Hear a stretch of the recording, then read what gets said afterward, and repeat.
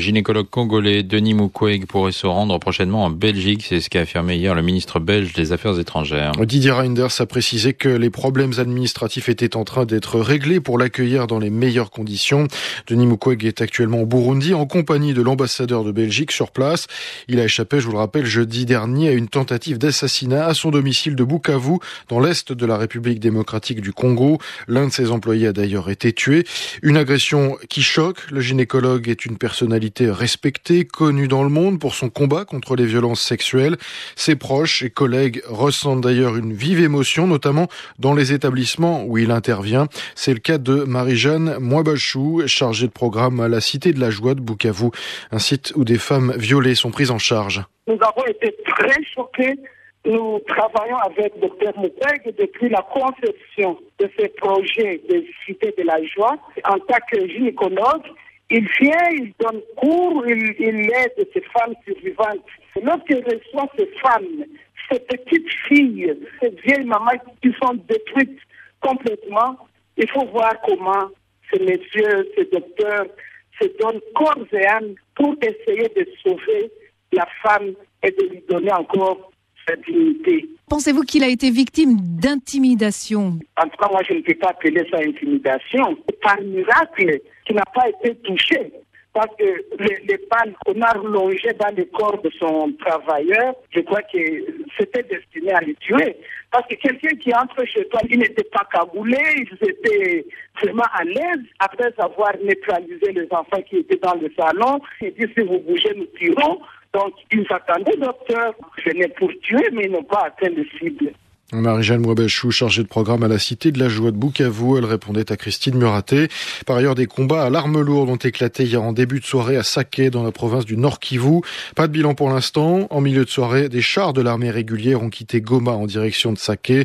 L'armée et les autorités civiles n'étaient pas joignables hier pour plus de détails. Le mouvement rebelle du M23, joint par RFI également, a lui démenti être impliqué dans ces affrontements. Vous écoutez Zapping Info Congolaise.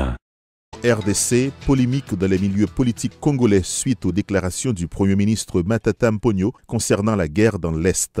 Il a fait savoir en Belgique la semaine passée que son pays ne compte plus sur la CIRGL, la conférence internationale sur la région des Grands Lacs, pour régler la crise qui secoue l'Est de la RDC. Cette déclaration pousse les victimes de cette guerre à se demander de quel théâtre il s'agit, puisque le gouvernement, il y a peu de temps, rassurait que chaque sommet de la CIRGL, d'Addis Abeba à Kampala, était un succès diplomatique. Le point depuis Goma avec notre correspondant Primo Pascal Roudaïgua. L'échec de la CIRGL sur la crise de l'Est de la République démocratique du Congo n'est pas une surprise. Il y avait trop d'improvisation dans tous les sommets de la CIRGL, précise le professeur Godefroy Kamana, analyste politique et enseignant dans les universités du Cameroun et de la RDC. Si on cherche des solutions à une situation, il faut d'abord bien préciser la question. À quelle question Kampala devait être une réponse? Or, quand on regarde les problèmes de ce côté-là, c'est le flou total. On a l'impression des improvisations permanentes sans que les questions soient précisées. Et à ce moment-là, face à des questions floues, les réponses ne peuvent être que des réponses d'échec. Pour Maître Lumbulumbu, acteur politique de l'opposition, le Premier ministre Matata Mponyo donne enfin raison à tout ce qui était déjà décrié. Le peuple congolais doit en tirer toutes les conséquences. Je pense que la population congolaise est en train de constater que ces sommets ne bénéficient d'aucun appui politique des dirigeants africains. Si sur Kampala 1, nous avons connu 4 chefs d'État, mais sur Kampala 2, moi j'estime qu'il n'y avait qu'un seul chef d'État, parce que si les sommets ne se seraient pas tenus à Kampala, le président Yoweri Museveni ne se serait pas déplacé. Pour dire qu'il n'y a aucun appui politique des dirigeants africains par rapport à ces sommets, et je pense que le peuple congolais ne devrait pas attendre trop des résolutions qui ont été prises par les sommets à Kampala. La CIRGL se prépare malgré tout à déployer la force internationale neutre, mais pour le M23, le gouvernement congolais n'a aucune raison de recourir à une force étrangère. Bertrand Bissimois, porte-parole du M23. C'est dommage qu'un régime qui se dit légitime aille chercher des moyens d'autres États extérieurs pour venir attaquer sa propre population. C'est dommage, c'est la première fois qu'on le voit comme ça dans le monde. Il y a des régimes dictatoriaux qui l'ont fait et on sait comment ces régimes ont pris fin. Plusieurs politiciens congolais continuent à penser que la CIRGL devait d'abord inviter le gouvernement congolais à gérer cette crise au niveau interne de la République démocratique du Congo. Rubens Mikindo. La solution ne viendra que d'ici au Congo. La solution ne viendra pas du Rwanda, la solution ne viendra pas d'Addis Abeba, de New York, de n'importe où. La solution viendra de nous les Congolais. Malgré les propos du Premier ministre congolais en Belgique, les ministres de la Défense de la CIRGL ont adopté la semaine passée à Goma le plan d'opérationnalisation de la force internationale qui doit être déployée à la frontière entre la République démocratique du Congo et le Rwanda pour combattre les groupes armés. Goma, Primo Pascal Rudahigwa, La Voix de l'Amérique. Vous écoutez Zapping Info Congolaise. De la République démocratique du Congo, on en sait un peu plus ce matin sur les combats à l'arme lourde à Saké dans la nuit de dimanche à hier soir. 4 civils auraient été tués, les affrontements ont éclaté au sein même de l'armée. Des soldats auraient tiré sur des collègues ivres. Ces derniers auraient aussitôt riposté et entraîné la confusion dans la ville. John Banyene, président de la société civile du Massissi, était à Saké à ce moment-là. Interrogé par RFI, il parle lui plutôt d'une querelle entre militaires concernant le versement des soldes. Vous écoutez Zapping Info Congolaise.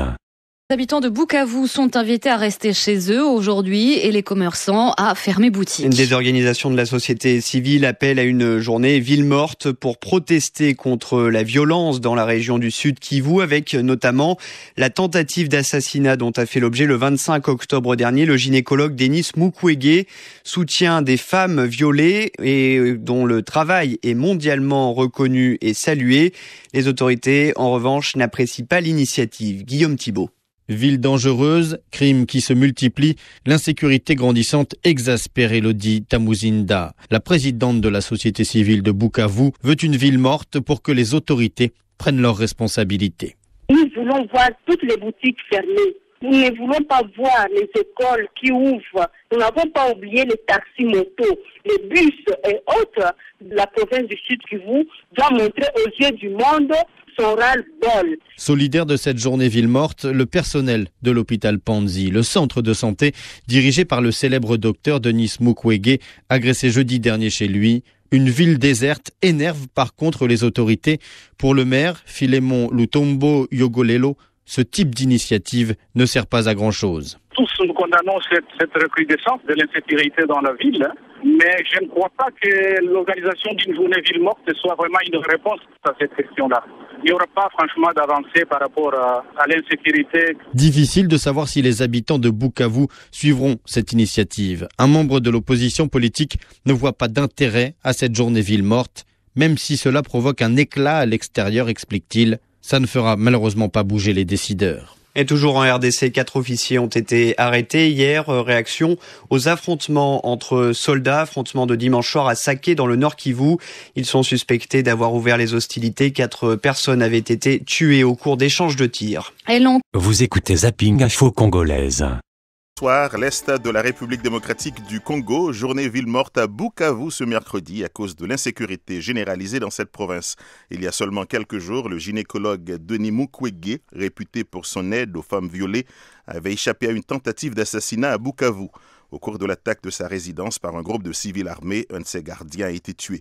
Dans un entretien avec La Voix de l'Amérique, le vice-président de la société civile du Sud Kivu, Descartes Mpongue, explique les raisons de l'action entreprise ce 31 octobre.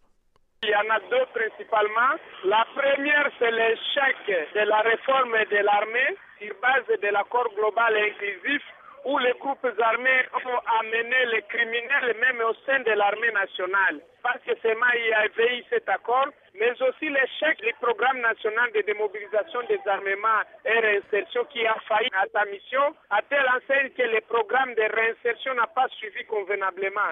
Et du coup, vous voyez, l'autre aspect, c'est l'impunité. L'impunité qui a élu domicile, en fait, au niveau de la RDC, où les gens qui ont tué aujourd'hui au nom d'un consensus politique, ils se retrouvent dans les institutions. Après, ils quittent encore les institutions pour créer des groupes armés. Et au nom de la paix, ils veulent encore réintégrer l'armée et ils vont bénéficier du coup de l'impunité. Donc, ce sont là les facteurs principaux de cette situation d'insécurité dans la ville de Bukavu, en particulier au Sud Kivu en général. Pour y remédier, qu'est-ce que vous aimeriez voir dans l'immédiat? D'abord, on doit sanctionner tous les criminels qui sont cités dans les différents rapports de violations des droits de l'homme et de pillage des ressources naturelles de la République démocratique du Congo. À un certain moment, à l'époque du ministre de la Justice, Luzolo, nous on soutenait que la paix et la justice doivent marcher ensemble. Le gouvernement à cette époque-là avait choisi la paix au lieu de la justice.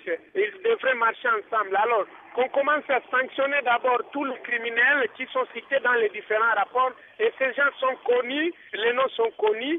Et aujourd'hui, il y a aussi la question avec l'M23. On ne sait pas comment peut-être que les autorités prennent cette question parce qu'on laisse les frontières, par exemple, de Katsindi ouvertes, les frontières de Bunagana. Et on voudrait demander à l'autorité nationale de demander carrément aux pays voisins, aux pays frontaliers comme l'Ouganda principalement, et fermer les frontières et de sorte qu'on doit asphyxier les rebelles. En fait, est-ce que cette journée ville morte concernait toute la province ou seulement la ville de Bukavu? Principalement, ça concernait la ville de Bukavu, mais on a réussi quand même à obtenir la solidarité de plusieurs territoires de la province du Sud Kivu, principalement les territoires de Walungu, de Kabare. À la fin de cette journée, quelles sont vos impressions? Les impressions, c'est que la journée a réussi à 80% parce que les marchés n'ont pas fonctionné, les écoles, les églises. Tout le monde a partagé cet appel de la société civile pour dire trop c'est trop et on doit cette fois-ci imaginer des mécanismes durables pour la sécurisation de la population. Et les services publics?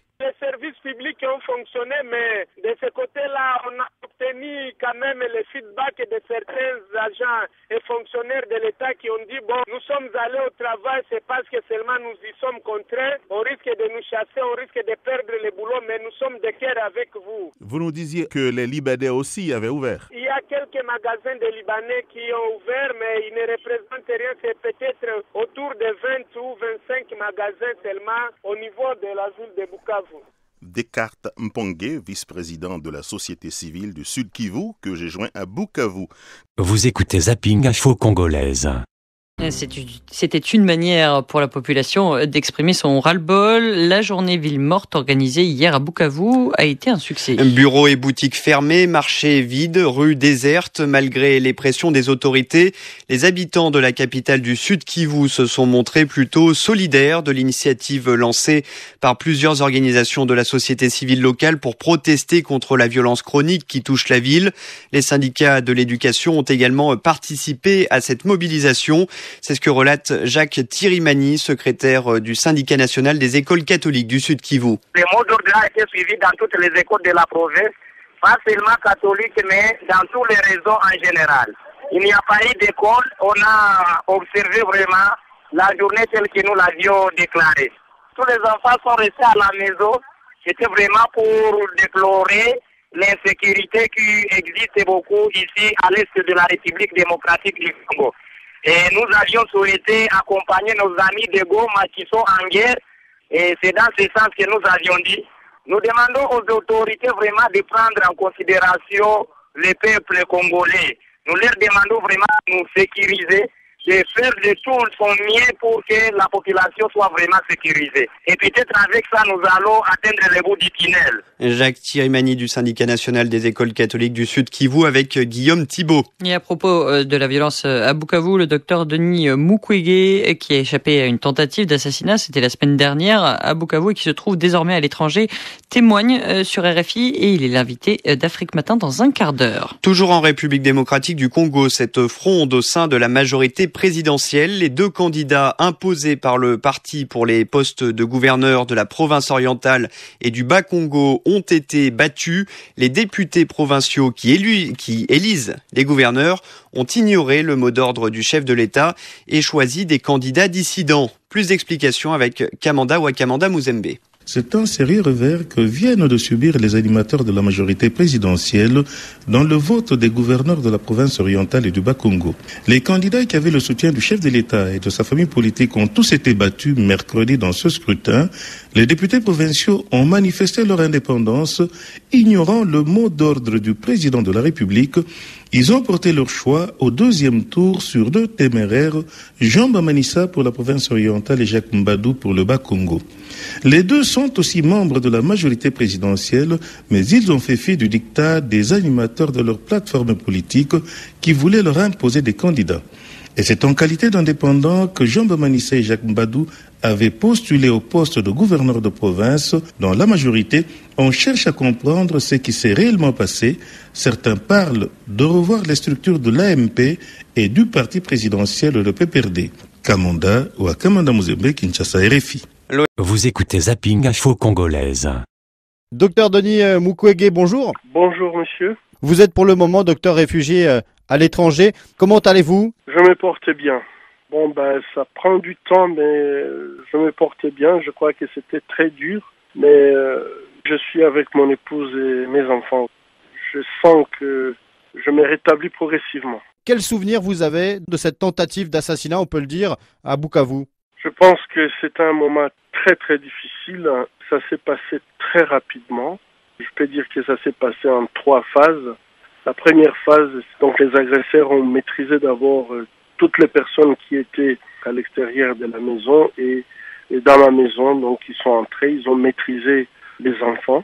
Donc ils m'attendaient à l'entrée et quand j'avais klaxonné, c'est eux qui ont ouvert la porte et ils m'ont accueilli rapidement. La deuxième phase, j'ai l'impression que c'était récupérer la possibilité de pouvoir partir après leur forfait. Donc ils ont récupéré les clés de ma voiture. C'est à ce moment-là que, en fait, ils ont commis l'irréparable. D'abord en me braquant et puis après, quand mon gardien avait crié, ils se sont tournés, en fait, ils l'ont achevé à bout portant. Je suis tombé par terre et puis la suite, c'était très rapide et ils ont pu s'échapper avec le véhicule. Et justement, à ce moment-là, docteur, vous vous cachez? Vous savez, là, vraiment, ils ont tiré. En fait, après, on a trouvé Sidouille, mais moi, j'avais l'impression qu'il y avait 2 coups qu'ils avaient tirés vers la sentinelle et puis vraiment la suite je peux pas vous dire, j'étais hors de moi-même. Est-ce que vous avez souvenir de la tenue que portaient vos agresseurs? Ils étaient en tenue civile, mais je pense que leur opération était faite avec professionnalisme, une rapidité, ce sont des tueurs professionnels. Est-ce que des gens vous en voulaient ou est-ce que vous vous sentiez menacé? Je n'ai pas vraiment de problème avec les gens. Je suis pas gardé, je n'avais pas un système de protection spécial puisque je n'avais de problème avec personne. Vous demandez que toute la lumière soit faite sur cette agression, qu'une enquête soit menée? En ce moment, je pense beaucoup. Si moi j'ai été agressé en pleine ville, dans un quartier sécurisé, je crois que ma pensée va beaucoup plus à toutes les femmes qui sont à l'intérieur et qui subissent ce que j'ai subi tous les jours. Donc finalement, j'ai pu réaliser que leur situation est très difficile et même plus difficile que je ne le pensais, puisque si ça se passe comme ça en pleine ville à 19h, je peux imaginer c'est que toutes les personnes qui sont sans défense et sans protection et qui en fait sont à la merci de toutes les bandes armées, et je crois que ça devient impérieux, je crois.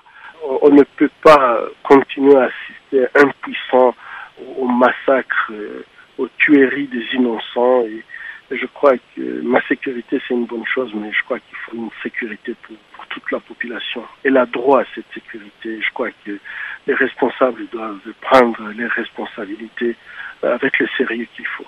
Justement, docteur, ce mercredi était organisé à Bukavu, chez vous, une ville morte pour dénoncer cette insécurité, pour dénoncer ces violences. Je suppose que d'où vous êtes, vous y avez pensé? Je crois que leur expression doit être écoutée par les autorités nationales, par la communauté internationale. Je crois que c'est impensable que pendant 16 ans, un peuple soit meurtri de cette façon, au vu aussi de tout le monde, dans un silence complet. Vous avez aussi, je suppose, un message à adresser à tout le personnel de l'hôpital de Panzi où vous travaillez, votre hôpital? Vous savez, c'est un personnel qui se donne corps et âme, qui fait son travail avec amour, et je pense que le message que je donne à tous les personnels de l'hôpital de Panzi, c'est de continuer à répondre à la haine par l'amour. Je crois que c'est seulement l'amour qui peut vaincre la haine.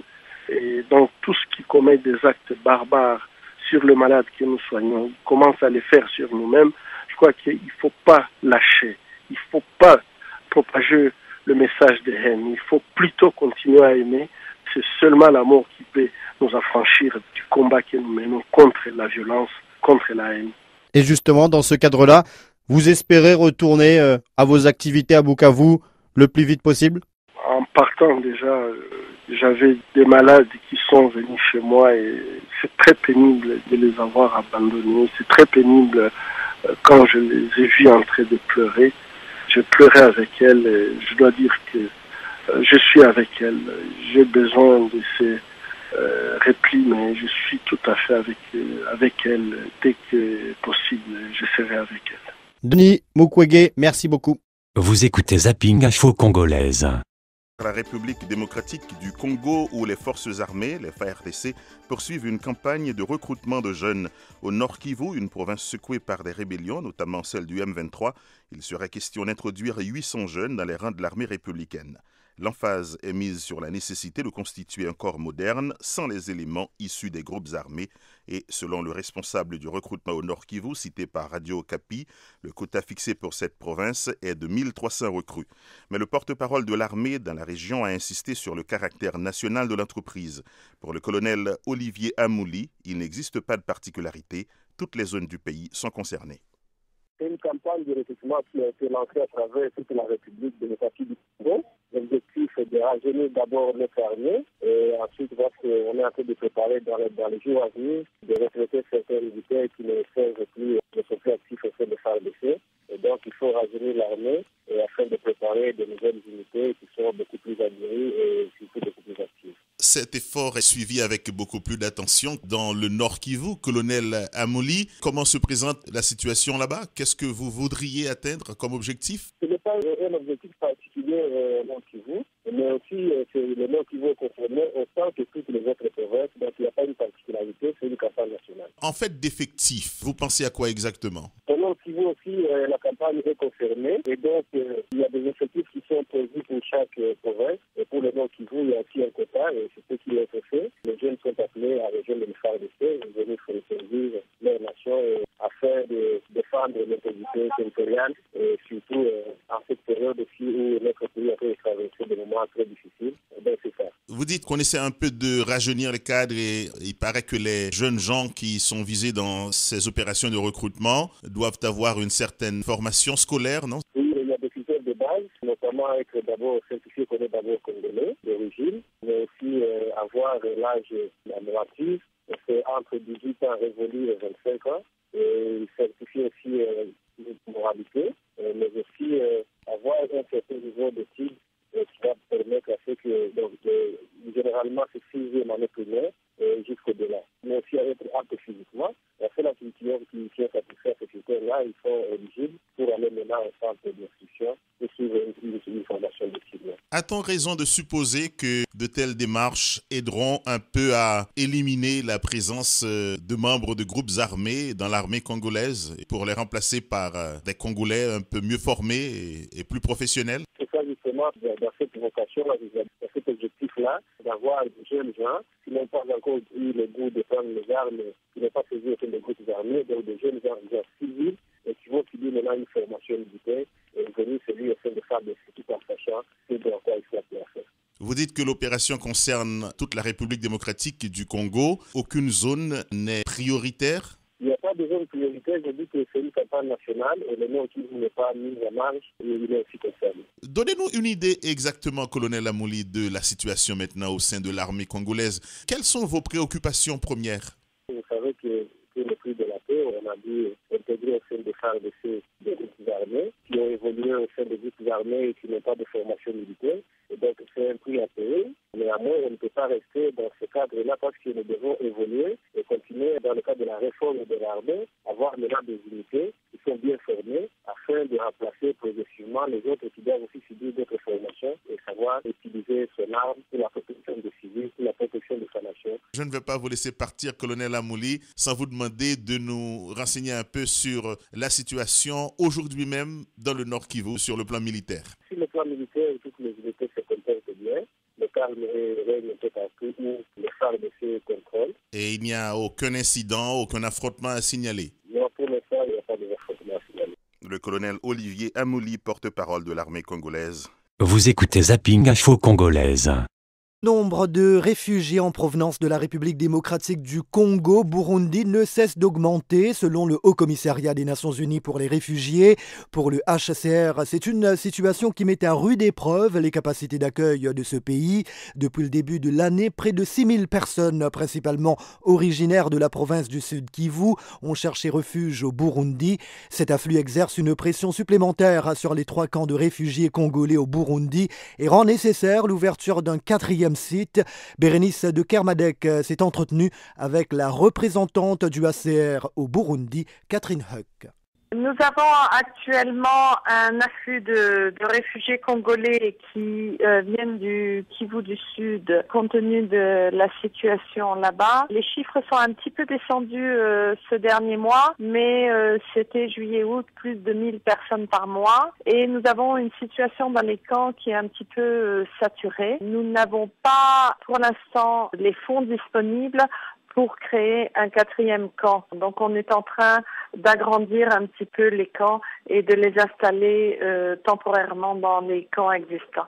D'accord. Et pouvez-vous nous décrire les conditions de vie des réfugiés, les principales difficultés qu'ils rencontrent ? C'est des camps de réfugiés, donc nous assistons du point de vue alimentaire avec une ration qui est délivrée par le PAM chaque mois. Il y a des centres de santé, il y a des écoles, parce qu'on est obligé de serrer au maximum les abris des réfugiés et donc ce n'est pas des conditions idéales. Et d'aménager, on n'aura peut-être pas le nombre de toilettes, de latrines nécessaires comme dans les autres camps. Cette situation est permanente et est due à un manque de fonds disponibles. L'afflux des réfugiés crée-t-il des tensions avec la population locale ? Bon, il y a toujours une petite tension parce que s'il est vrai que les réfugiés viennent d'un autre pays, d'une autre culture, mais pour l'instant on essaye de faire des programmes d'éducation à la paix, de coexistence pacifique entre les deux communautés. Et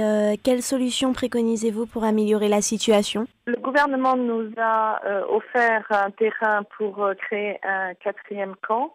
Donc on est en train de faire des évaluations de ce 4e camp pour voir dans quelle mesure on pourra, dès janvier, quand des fonds nouveaux nous seront attribués, pour équiper le camp avec l'eau, l'aplanir et construire des abris plus permanents pour les réfugiés congolais. Sans transition,